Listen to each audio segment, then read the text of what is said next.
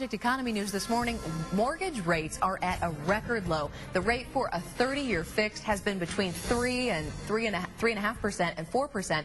Homeowners hear that, and it may be time to refinance. Financial advisor Kurtis Pearson here this morning. Good morning to you. Good morning. Okay, we did this. We refinanced. Does it seem like most people are taking advantage of this? Yeah, there have been a lot that already have taken advantage of these low rates, but there have been some that perhaps couldn't because their house didn't appraise out or their qualifications weren't quite good enough.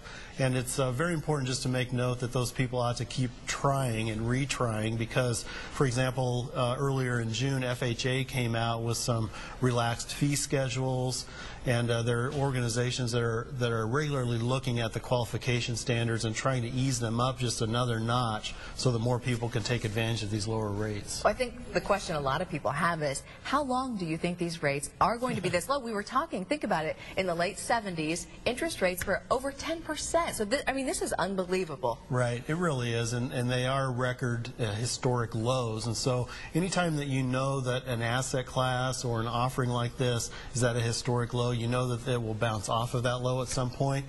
I would see things staying pretty much status quo, perhaps into the election, but there are some triggering points. If things really do heat up in a negative way in Europe, or if just our demand for U.S. Treasury bonds becomes less intense, it could really raise interest rates. And in fact, we just came out with our mid-year economic outlook that we could offer out to everyone that kind of talks about the interest rate issue and kind of a forecast. Where can we find that?